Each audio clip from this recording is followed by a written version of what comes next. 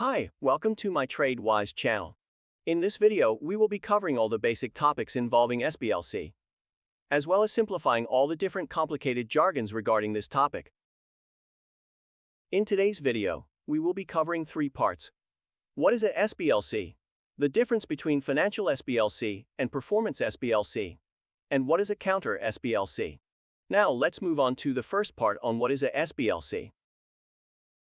A standby letter of credit is a type of LC that serves as a secondary source of payment. It is a guarantee from a bank that it will make payment to the beneficiary, usually the seller, in the event that the primary borrower, usually the buyer, fails to make payment as per the terms of the contract. Standby letters of credit are commonly used in situations where the buyer's creditworthiness is uncertain, such as in construction projects, where the contractor needs to provide a guarantee of performance to the owner. The SBLC serves as a backup in case the contractor fails to complete the project or defaults on its payment obligations. Standby letters of credit can also be used in many other industries such as manufacturing, real estate, and in government contracts.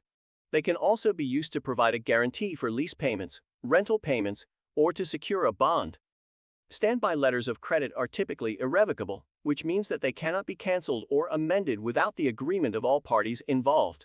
The issuing bank is obligated to make payment to the beneficiary upon receipt of a valid demand for payment and the required documentation. Standby letters of credit are often used as a form of credit enhancement, which means that they strengthen the creditworthiness of the borrower and increase the chances of a successful transaction. Next, let's look at the difference between financial SBLC and performance SBLC. Financial SBLC are typically used to provide assurance that the financial obligations of a party will be met. These are typically provided by a financial institution, such as a bank, and are intended to ensure that payment will be made to the beneficiary in the event that the primary borrower fails to make payment as per the terms of the contract. On the other hand, performance SBLCs are used to provide assurance that a party will fulfill its obligations under a contract, typically related to the completion of a project or the delivery of goods or services. Examples include performance bonds, advance payment guarantees, and retention guarantees. These guarantees are typically provided by a third-party surety and are intended to ensure that the project will be completed on time and to the required standard, or that goods or services will be delivered as per the terms of the contract. In summary, financial SBLCs are intended to ensure the financial obligations of a party will be met, while performance SBLCs are intended to ensure that a party will fulfill its obligations under a contract. However, it is worth noting that SBLCs and guarantees are different products in the market. The intended purpose is the same, but they are just governed by different laws. SBLCs are governed by UCP 600, whereas guarantees are subject to civil law. Now let's move on to the topic of counter SBLC. A counter SBLC is needed when an applicant or the beneficiary may require a local SBLC to be issued directly by an overseas, reputable party, which is usually a bank, in the same country as the beneficiary. For example, a solar panel manufacturing company in India, the applicant, has won a contract to build a large solar panel roof for a building in Canada.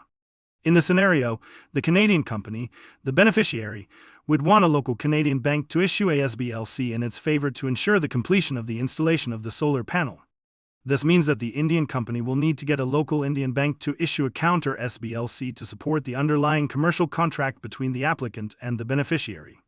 The issuer of the counter SBLC then sends it to the desired local issuer, providing them the terms of the local SBLC.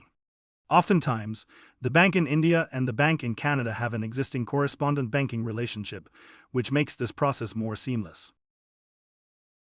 I hope you learned a lot about SBLCs in this video. When I first started learning about SBLCs, they were very confusing due to the jargons and technical terms. Hence I have tried to explain in simple words, which I hope are easy to understand. Do let me know if you have any comments or questions regarding this topic. That's all for now. Thank you for listening.